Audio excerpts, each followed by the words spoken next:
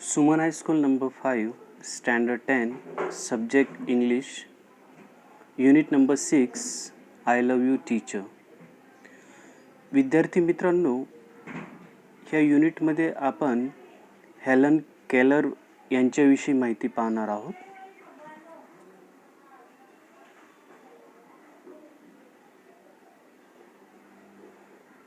पाठाला सुरुवात करण्या अगोदर प्री टास्क पाहूया. रिसाइट दिस पोएम. टीचर विषयी आहे.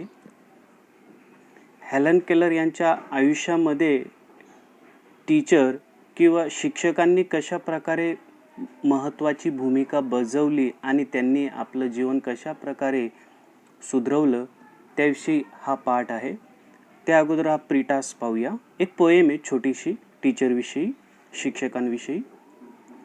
A teacher is a friend who tries to give you wings by teaching English, reading, and fun things. A teacher is like another parent, so caring and makes sure you have no troubles and for all problems a cure. शिक्षकांची महत्ता, importance या पोएममध्ये सांगण्यात आलेली आहे. ही poem तुम्हाला recite करायची, पाठांतर करायची आहे. तर आपल्याला पाठाला सुरुवात करूया. पाठाचं नाव आय लव्ह यू टीचर असं आहे.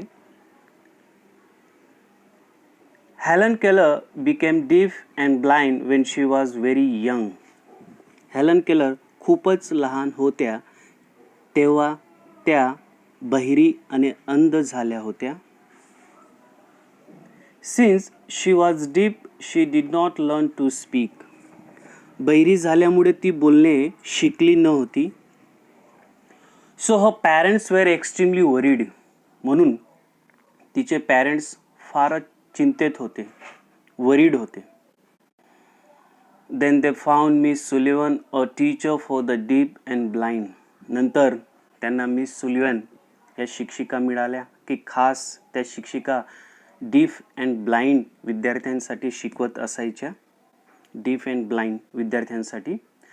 That change Helen's life. आणि त्यामुळे मिस सलिवन ह्या आल्यात हेलनच्या जीवनामध्ये. आणि आल्यानंतर कशा प्रकारे त्यांनी हेलनला शिक्षण दिलं, शिकवलं, मार्गदर्शन केलं आणि त्यामुळे हेलनचं जीवन कशा प्रकारे बदललं. Here is an account of the turning point in her life in her own words. आणि ह्या ठिकाणी ह्या पाठामध्ये एक छोटंसं वर्णन आहे तिच्या जीवनामध्ये आलेलं वळांक, तिच्या जीवनामध्ये आलेला टर्निंग पॉईंट. आणि हे सर्व वर्णन तिच्या स्वतःच्या शब्दांमध्ये वर्णन केलेले आहे.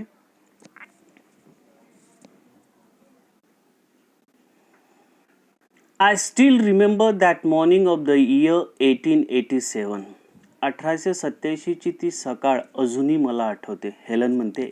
या ठिकाणी आय या सर्वनामाचा उपयोग करण्यात आलेला. आय म्हणजे स्वतः हेलन. तर हेलन आपल्याशी बोलते. ठीक आहे. सुरुवातीलाच म्हटलं गेलं की या ठिकाणी तिच्या स्वतःच्या शब्दांमध्ये वर्णन करण्यात आलेलं आहे.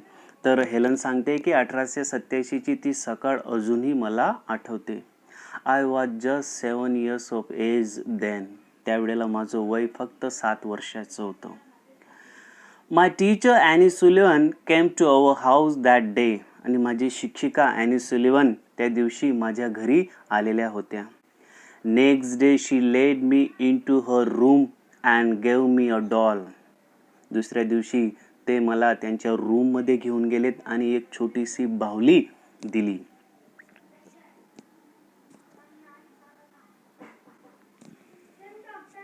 I played with it for a while. त्या बाहुलीशी मी काही वेळ खेळली. Then Miss Sullivan made some finger movements on my palm. आणि काही वेळेनंतर मिस सुलिवन यांनी माझ्या तळ हातावर काहीतरी हातांनी मुवमेंट केल्या, हालचाली केल्या. त्यांच्या हातांनी माझ्या तळ हातावर हालचाली केल्या. It was an exciting experience. आणि तो अनुभव माझ्यासाठी उत्कंठा वाढवणारा होता. I got interested in that play. आणि त्या खेळामध्ये मला इंटरेस्ट येऊ लागला, आवड निर्माण होऊ लागली. And started imitating the movement she made with a finger. आणि जे काही हातांनी मुवमेंट त्या माझ्या तळ हातावर करत असायच्या त्या प्रकारे मीही अनुसरण करू लागले. When I finally succeeded in doing that correctly. आणि जेव्हा मी या करण्यामध्ये पूर्णतः यशस्वी झाली, आय वॉज थ्रिल्ड. मी रोमांचित झाली. एक नवीन उत्साह माझ्या मनामध्ये निर्माण झाला.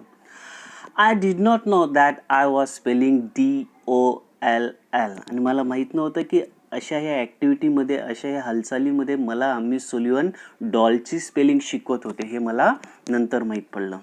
तर विद्यार्थी मित्रांनो, या ठिकाणी मिस सुलिव्हन आणि हेलन या दोघांचं चित्र आपल्याला दिसत असेल.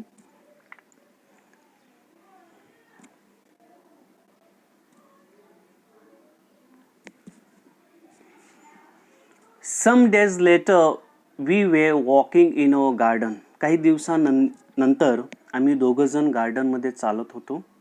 Suddenly my teacher put my hand under the water tap. आणि एकदमच अचानक माझ्या शिक्षकांनी, मिस सुलिव्हन यांनी माझा हात पाण्याखाली ठेवला, पाण्याच्या नळाखाली ठेवला. As the cool flow of water ran over one hand, she spilled water on my other palm. आणि ज्याप्रमाणे थंड पाण्याचा प्रवाह माझ्या एका हातावर वाहत होता आणि दुसऱ्या हातावर नेमकं त्याच वेळी वॉटरची स्पेलिंग WATER माझ्या तळ हातावर ते लिहित होत्या, मूवमेंट करत होत्या. We played this game every day touching different objects. आणि अशा प्रकारे वेगवेगळ्या वस्तूंना टच करून, वेगवेगळ्या वस्तूंना स्पर्श करून नवीन काहीतरी ते मला शिकवत असायचे, आम्ही खेळत असायचो. या ठिकाणी थंड पाण्याच्या प्रवाहाखाली हेलन आपला हात ठेवते.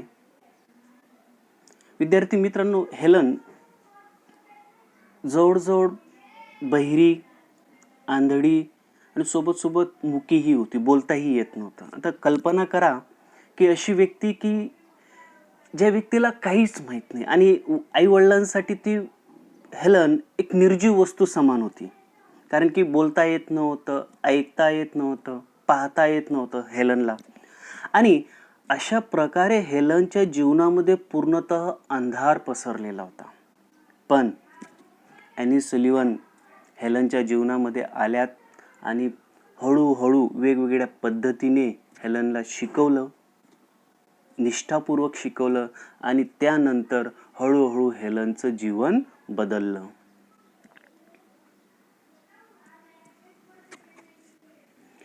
It awaken my soul. आणि यामुळे माझा आत्मा जागृत झाला. आतापर्यंत मी अंधारमय जीवन जगत होती, माझ्या जीवनामध्ये अंधार पसरलेला होता, कोणत्याही वस्तूमध्ये मला इंटरेस्ट येत नव्हता. परंतु अशा प्रकारे ॲनी सुलिव्हन यांनी वेगवेगळ्या पद्धतीने मला शिकवलं, वेगवेगळ्या वस्तूंना स्पर्श करून मला शिकवलं आणि यामुळे मला मनापासून वाटू लागलं, माझं मन प्रसन्न झालं आणि आत्मा जागृत झाला. I came to know that everything had a name. आणि मला कळालं की प्रत्येक वस्तूला एक नाव असतं.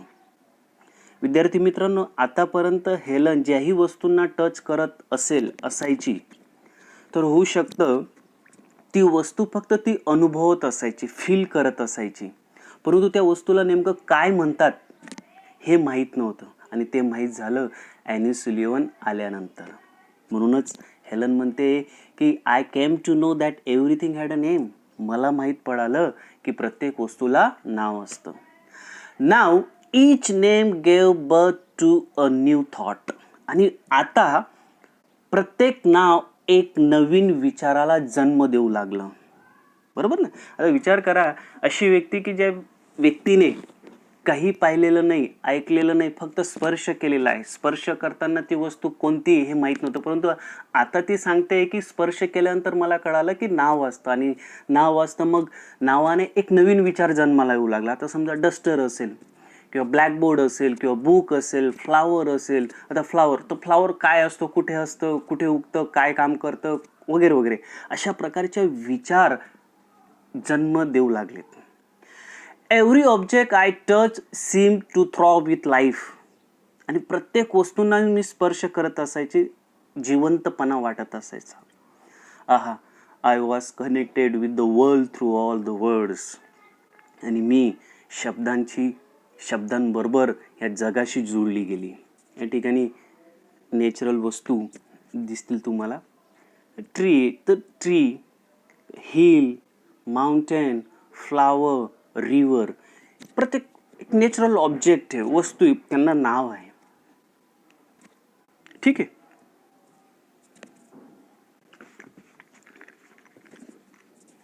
Miss Sullivan use to take me to long walks every morning. Miss Sullivan मला प्रत्येक सकाळी चालण्यासाठी लांब घेऊन जात असायचे. I had a lot of questions to ask. माझ्या मनामध्ये कितीतरी अगणित असे प्रश्न असायचे त्यांना विचारण्यासाठी. I would write something on a palm. आणि मला जे काही प्रश्न किंवा प्रॉब्लेम्स किंवा मनामध्ये काही हलचल असेल ते विचारायची असेल तर मी त्यांच्या तळ हातावर त्याप्रमाणे मुवमेंट करून लिहित असायची.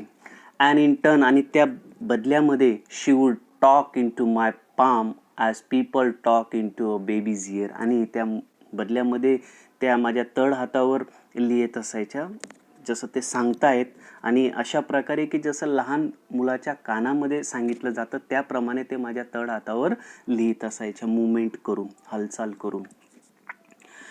माय टीचर सॅटिस्फाईड माय क्युरिओसिटी. माझ्या शिक्षकांनी माझी जिज्ञासा, त्या जिज्ञासेचं समाधान केलं. नाव everything around me was full of life, love and joy. आणि आता माझ्या जीवनामध्ये माझं जीवन प्रेमाने, आनंदाने भरलेलं होतं.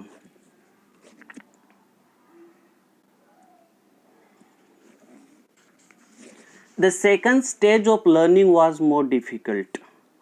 याच्या अगोदर आपण फर्स्ट स्टेज पाहिली की कशा प्रकारे ॲनी सुलिवन हेलनच्या तळ हातावर टच करून वेगवेगळ्या शब्दांची जाणीव करून देत असायचे, शिकवत असायचे. दुसरा टप्पा थोडा डिफिकल्ट होता, कठीण होता हेलनसाठी. It was also based on the sense of touch. आणि हा टप्पासुद्धा, ही स्टेजसुद्धा टचवर आधारित होती, स्पर्शवर आधारित होती. Miss Sullivan would speak a word. आता ह्या वेळेला काय होणार होतं, काय होत असं, मिस सुलिवन एखादा शब्द बोलतील and ask me to touch her lips and throat slowly. आणि मला म्हणजे हेलनला ते सांगत असायचे की माझ्या ओठांना स्पर्श कर, आणि नेमकं त्याच वेळेला गळ्यालाही हळूहळू स्पर्श कर. कळतंय?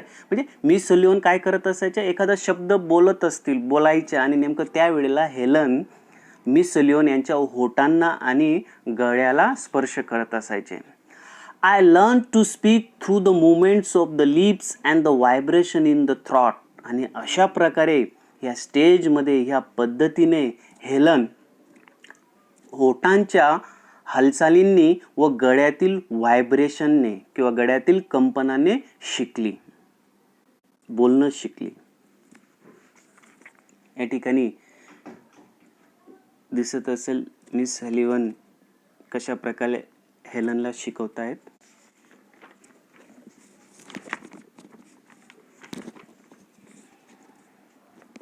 ठीक आहे, नेक्स्ट पाहूया. When I uttered my first word, it gave me a boundless delight. जेव्हा मी माझा शब्द पहिल्यांदा उच्चारली, बोलली, मला अमर्यादित असा आनंद झाला, एकदम खुश झाली. Now I started talking with my toys, stones, trees and birds in the garden. आणि आता मी माझ्या गार्डनमध्ये, बागमध्ये पक्ष्यांसोबत, झाडांसोबत, दगडांसोबत, खेळण्यांसोबत बोलू लागली. I felt amazed. मला आश्चर्यचकित झालं. अँड डिलायटेड, आणि आनंदही वाटला. As my sister ran to me when I called her. ज्या वेळेला मी माझ्या सिस्टरला, बहिणीला आरुडी देत असायची, बोलवायची, आणि माझं बोलणं ऐकून ती जेव्हा माझ्याकडे धावत येत असायची ते पाहून मला आनंद वाटू लागला. And my dog obeyed my commands. आणि ज्या वेळेला माझा जो पेट ॲनिमल होता, डॉग, त्यालाही मी बोलवत असायची आणि तोही माझ्या आज्ञेचं पालन करू लागला. हे पाहून मला आनंद वाटला, सरप्राईज झालं. I was able to speak. It was a miracle. आणि मी बोलू शकत होती. खरंच माझ्यासाठी हा मोठा चमत्कार होता. When I studied seriously, it seemed more like play than work. जेव्हा मी मन लावून अभ्यास करायची त्यावेळेस तो अभ्यास करताना जणू मी खेळत आहे असं वाटायचं. Whenever anything delighted or interested me, Miss Sullivan would talk about that as if she were a little girl herself. जेव्हा मला कोणताही आनंद किंवा आवड आहे असे वाटायचे तेव्हा मिस सोलिव्हन त्याविषयी जणू स्वतः लहान मुलगी आहेत अशा प्रकारे बोलत असायचे, अशा प्रकारे शिकवत असायचे. She taught subjects like science by making it so interesting that I remembered everything. त्यांनी विज्ञानसारखा विषय इतक्या आवडीने शिकवला की मला सर्व लक्षात राहिले. पहा, विज्ञानसारखा एकदम कठीण विषय हेलनला मिस सलिव्हन यांनी शिकवलं आणि अशा प्रकारे शिकवलं की प्रत्येक वस्तू विज्ञान संदर्भात प्रत्येक वस्तू हेलनच्या लक्षात राहिली. विद्यार्थी मित्रांनो, विद्यार्थ्यांच्या आयुष्यामध्ये जीवनामध्ये शिक्षकाचं एक आगळं वेगळं महत्त्व असतं. शिक्षक एक दीपस्तंभ समान विद्यार्थ्यांना वेळोवेळी गाईडलाईन करत असतो, मार्गदर्शन देत असतो. जो दीपस्तंभ समुद्राच्या किनारी भटकलेल्या जहाजांना दिशा दाखवतो, त्याच प्रकारे शिक्षक सुद्धा आपल्या विद्यार्थ्यांना दिशा दाखवतात, जीवनाचा एक संघर्ष दाखवतात, एक मार्गदर्शन दाखवतात. तर अशाच प्रकारे एक शिक्षकाने, एक टीचरने कशा प्रकारे हेलनचं जीवन बदललं आणि कशा प्रकारे त्यांनी निष्ठापूर्वक हेलनला शिकवलं, वेळ दिला, हे या पाठामध्ये आपण पाहत आहोत. Finally my teacher began teaching me to read. आणि शेवटी माझ्या शिक्षकांनी मला वाचण्याचे शिकवले. I first read raised letters and later on read with braille. मी सुरुवातीला वर उठलेले अक्षर वाचू लागले आणि नंतर ब्रेल लिपीच्या मदतीने सुद्धा वाचू लागले. I learned to write with both ordinary as well as braille typewriter. साधारणपणे लिहिणे त्याचबरोबर ब्रेल टाइपरायटरने लिहिणे पण मी शिकली. I was well on my path to becoming a well educated person.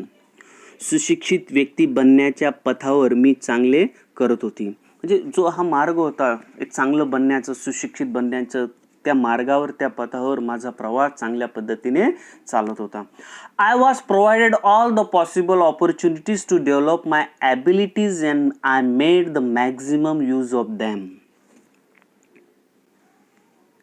मला शक्य त्या संधी उपलब्ध करून देण्यात आल्यात की ज्यामुळे मी माझ्या क्षमतांचा विकास केला आणि मी त्यांचा जास्तीत जास्त उपयोग केला. म्हणजे ज्याही संधी मला मिळाल्यात, हेलन सांगते, त्या सर्व संधींचा मी चांगल्या प्रकारे उपयोग केला आणि त्यांच्या मदतीने माझ्या जीवनाला कशा प्रकारे चांगलं वळण मिळेल, वळांक मिळेल, त्याचा मी प्रयत्न केला.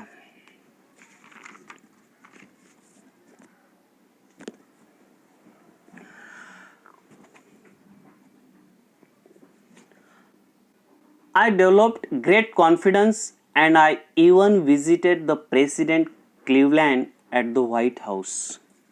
माझ्यामध्ये मी खूप आत्मविश्वास वाढविला आणि मी व्हाईट हाऊसमधील त्यावेळचे अमेरिकेचे राष्ट्रपती क्लेव्हलँड यांची सुद्धा भेट घेतली. तत्कालीन राष्ट्रपती अमेरिकेचे क्लेव्हलँड यांचा फोटो या ठिकाणी इमेजमध्ये तुम्ही पाहू शकता. In 1890, at the age about of 10, I moved to the Perkins Institution. आणि 1890 मध्ये 10 वर्षाची असताना पर्किन्स इन्स्टिट्यूशनमध्ये मी गेली. पर्किन्स इन्स्टिट्यूशन ची बिल्डिंगचं या ठिकाणी इमेज आहे, पाहू शकता तुम्ही.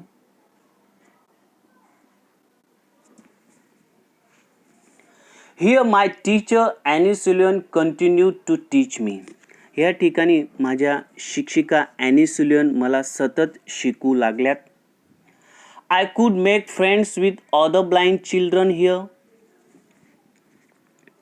या ठिकाणी इतर अंध मुलांसोबत मी मित्रता करू शकली. My loneliness began to disappear. माझा एकांतपणा नाहीसा होऊ लागला. And my progress of learning improved quite well. आणि माझ्या शिक्षणाची प्रगती खूप चांगल्या रीतीने सुधारली. I learned Latin, German and arithmetic.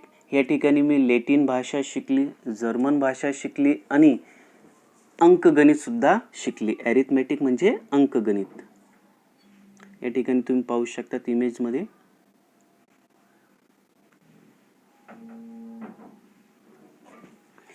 In 1896, I moved on to the Cambridge School for Young Ladies in Massachusetts.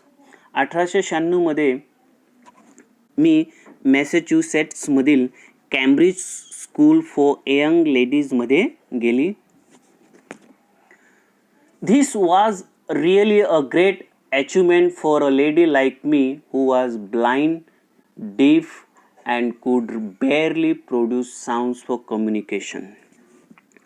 माझ्यासारख्या स्त्रीसाठी की जी खरोखर अंध, बहिरी होती आणि संदेश व्यवहारासाठी किंचितच आवाज उत्पन्न करू शकत होती, तिच्यासाठी ही खरोखर एक मोठी सिद्धी होती. बरोबर आहे ना, की एवढ्या मोठ्या कॉलेजमध्ये, एवढ्या मोठ्या संस्थेमध्ये जाणं तिच्यासाठी, हेलनसाठी एक मोठी गोष्ट होती, की जी लेडी बोलू शकत नव्हती, बहिरी होती, व्यवस्थित बोलू शकत नव्हती. I began writing poems and stories. मी कविता लिहायला सुरुवात केली, काही गोष्टी लिहायला सुरुवात केली. Shortly before my examination I lost my father. माझ्या परीक्षेच्या काही वेळ अगोदरच माझ्या वडिलांचा मृत्यू झाला. Although emotionally disturb, I did my best in the examination. जरी भावनात्मकरित्या मी अस्वस्थ झाली होती, दुःखी झाली होती, परंतु मी परीक्षेत श्रेष्ठ प्रदर्शन केले होते. ठीक विद्यार्थी मित्रांनो, वडिलांचा मृत्यू परीक्षेचा अगोदर होतोय हेलनचा, आणि परीक्षा तिला द्यायची, एक्झाम तिला द्यायची, आतापर्यंत जे काही शिकली त्या एक्झाम तिला द्यायची, परंतु भावनात्मक दुःखी असताना सुद्धा तिने परीक्षेमध्ये चांगल्या प्रकारे प्रदर्शन दाखवलं. या ठिकाणी Cambridge school for young ladies Massachusetts चित्र आहे.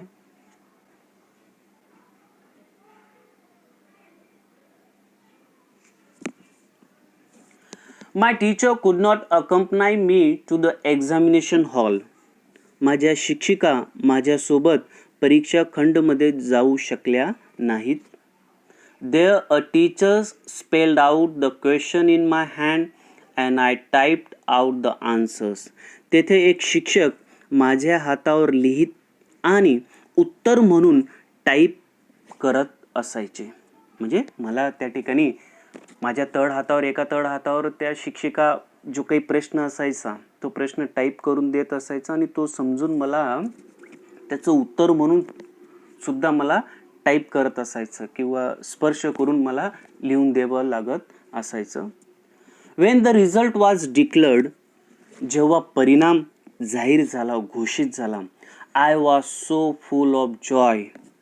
त्यावेळेस joy to hear that I had pass all the subjects. ज्यावेळेला परीक्षेचा रिझल्ट, परिणाम डिक्लेअर झाला आणि सर्व विषयांमध्ये मी पास झाले होती, हे ऐकून मी फार आनंदित झाली होती. बरोबर ना विद्यार्थी मित्रांनो, की अशी व्यक्ती की शारीरिकदृष्ट्या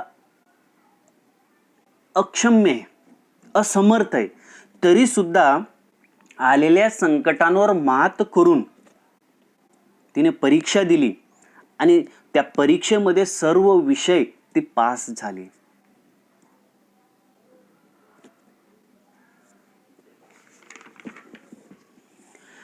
I remember my first day at the Radcliffe College in 1900. इसवी सन 1900 मधील रेडक्लिफ कॉलेजमधील माझा पहिला दिवस आठवतो. I knew there were challenges in my way but I was eager to overcome them. मला माहीत होते की माझ्या या मार्गात भरपूर संकटे आहेत, परंतु त्या संकटांवर मात करण्यासाठी मी उत्सुक होते. मला माहीत होते की अनेक संकटे येतील, परंतु मी हिंमत हारली नाही आणि त्या संकटांवर मी मात केली. The professors looked far away as if they were speaking through a telephone. प्राध्यापक गण जणू टेलिफोनद्वारा बोलत असत त्याप्रमाणे दूर वाटायचे.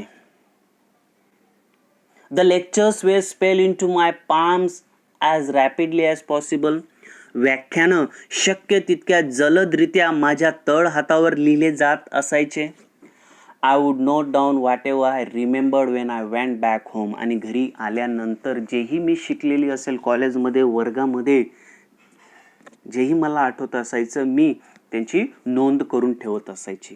पहा विद्यार्थी मित्रांनो, अशी व्यक्ती की जी व्यक्ती पाहण्यास असमर्थ आहे, ऐकण्यास असमर्थ आहे, समजण्यास असमर्थ आहे, कॉलेजमध्ये जाते, कॉलेजचं एज्युकेशन घेते, तिलाही माहिती आहे की संकटं भरपूर असतील, प्रॉब्लेम भरपूर असतील, परंतु तरीसुद्धा ती हिंमत हारत नाही.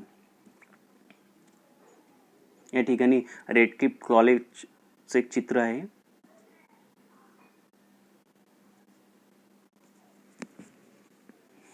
Here I began to write about my life. आणि या ठिकाणी येऊन मी माझ्या जीवनाविषयी लिहायला सुरुवात केली.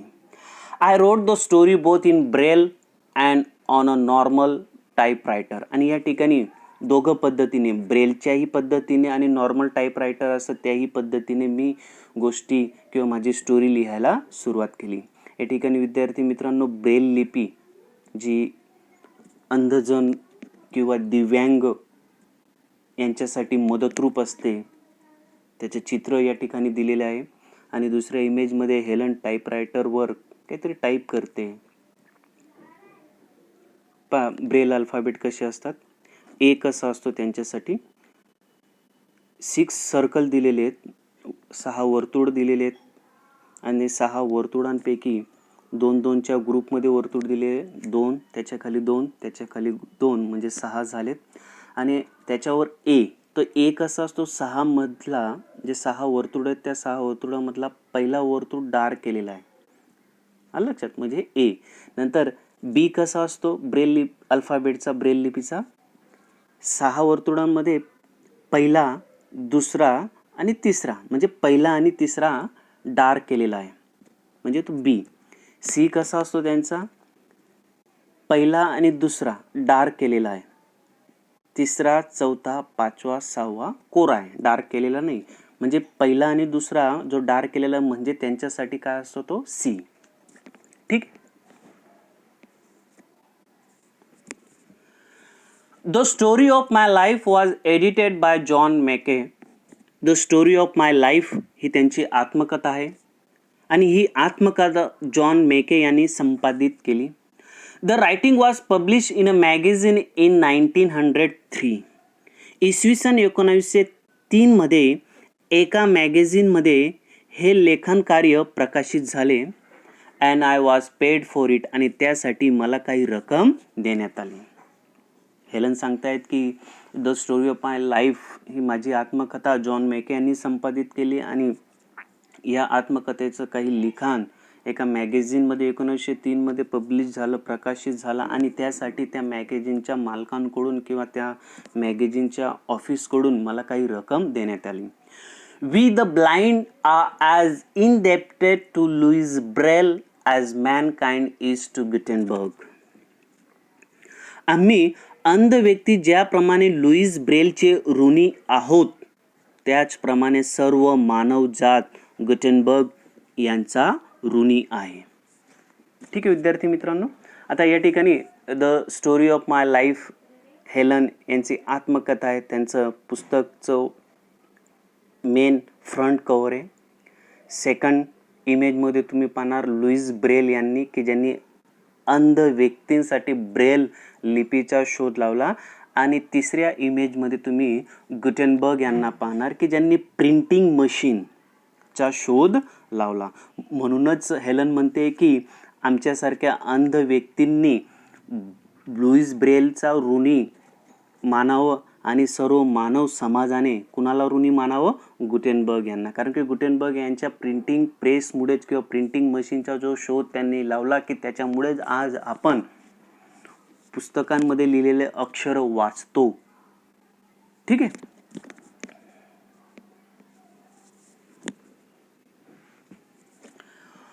On 20th June 1904, I graduated from the Radcliffe College.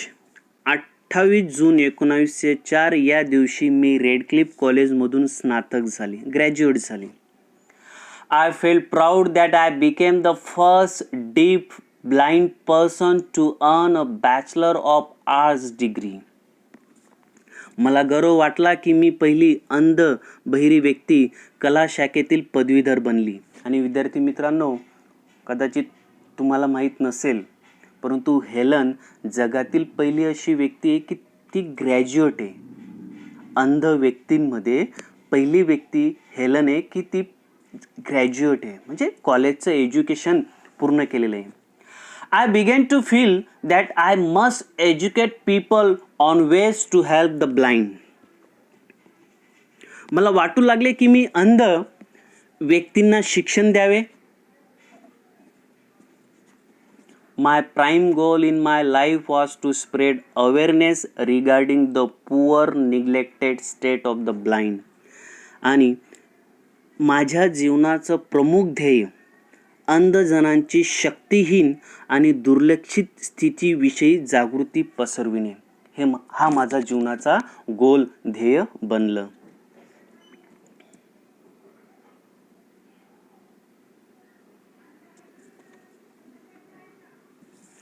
Their innate abilities and their inspirations, I had to raise funds not only to sustain a living for myself but also to start projects to remove darkness and miseries from the lives of other blind people. त्यांच्या जन्मजात क्षमता आणि प्रेरणा मला पैसे एकत्र करायचे होते, स्वतःच्या उदरनिर्वाह चालू ठेवण्यासाठी नाही, तर इतर अंध लोकांच्या जीवनातील अंधार आणि दुःख दूर करणारे प्रकल्प किंवा योजना सुद्धा मला सुरू करायच्या होत्या. म्हणजे वेगवेगळ्या प्रकारचे प्रोजेक्ट्स, वेगवेगळ्या प्रकारच्या योजना मला अंध लोकांसाठी सुरू करायच्या होत्या की त्यामुळे त्यांच्या जीवनातील अंधकार मिटू शकेल, त्यांच्या जीवनात आलेले दुःख मिटू शकेल. I strongly felt that I must give the others what I had gained from my teacher Annie. आणि मला मनापासून वाटायचं की मी काहीतरी द्यावा, इतरांना काहीतरी द्यावं की जे मला माझ्याजवळ जे काही आज आहे की जे मला माझ्या शिक्षिकेंकडून ॲनीकडून मिळालेलं आहे, ॲनी सुलिव्हनकडून यांच्याकडून मला मिळालेलं आहे, ते मी काहीतरी इतरांना द्यावं. पहा हेलनचे किती छान विचार आहेत. ठीक आहे.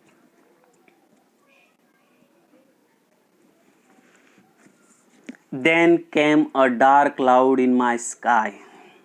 नंतर माझ्या आकाशात एक दुःखरूपी काळकूट ढग आला. आता या ठिकाणी शब्दाचा अर्थ न घेता, लिटरली मिनिंग न घेता, म्हणजे त्यांच्या जीवनात एक दुःखद घटना घडली. डार्क क्लाउड आला म्हणजे त्यांच्या जीवनात एक दुःखद घटना घडली. आतापर्यंत दुःखदच होत होतं, परंतु ॲनी सुलिव्हन आल्यानंतर त्यांचं जीवन बरंचसं बदललेलं होतं. पण एक दुःखद घटना घडली. पाहूया. I was deeply concern about that. आणि त्या घटनेविषयी मी फार चिंतेत होती. My teacher's eyesight was worsening day by day. पा माझ्या शिक्षकांची दृष्टी, नजर, डोळ्यांची नजर दिवसेंदिवस खराब होत होती. ॲज अ रिझल्ट शी कुड नॉट सी क्लिअरली. आणि परिणाम स्वरूप असा झाला की ॲनी सुलिव्हन चांगल्या प्रकारे पाहू शकत नव्हत्या, स्पष्ट पाहू शकत नव्हत्या.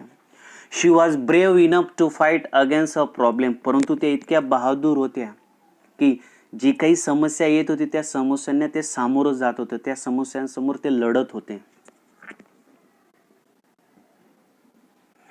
But I was sorry because she did not heed to her problem of a eyes. परंतु मला वाईट वाटायचं की ते आपल्या समस्यांकडे, डोळ्यांच्या समस्यांकडे लक्ष देत नसायचे. हे पाहून, हे ऐकून मला वाईट वाटायचं. Instead she continue to help me. मी बऱ्याचदा त्यांना सांगितलं त्यांच्या नजरेसाठी ट्रीटमेंट घ्या, परंतु त्यांनी लक्ष दिलं नाही. उलट त्यांनी मला मदत करू लागले, मला मदत करत असायचे, शिकू लागले.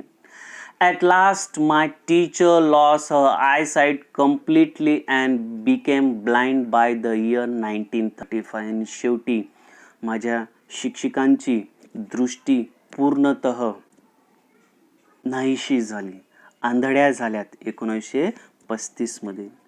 शी sacrifice her eyesight for me. त्यांनी त्यांची नजर, त्यांची दृष्टी, त्यांचे डोळे माझ्यासाठी बलिदान केलेत. अप्रतिम असं बलिदान मिस ॲनी सोलोन यांचं हेलनसाठी.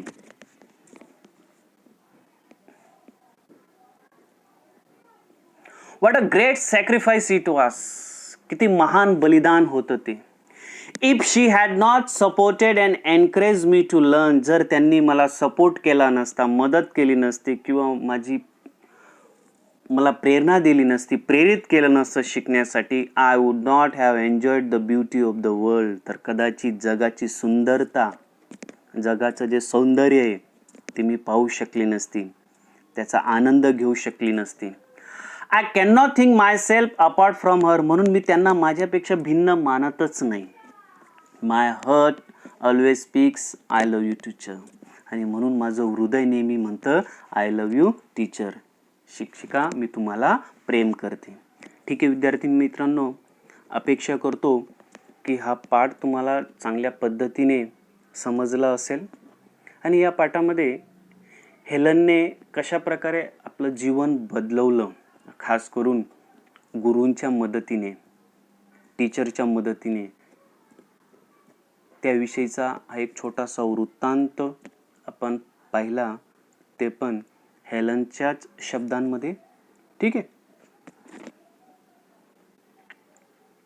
ग्लोसरी आहे, ग्लोसरी कंप्लीट करून टाका वहीमध्ये. नंतर हा एक छोटासा होमवर्क आहे, शॉर्ट नोट्स. अँड सेकंड आहे circle the word having almost similar meaning. 3 शब्द दिलेले आहेत, त्या 3 शब्दामध्ये सिमिलर मिनिंगचे जे शब्द असतील त्यांना टिक करायचे आहे, सर्कल करायचं आहे. ठीक. थँक्यू.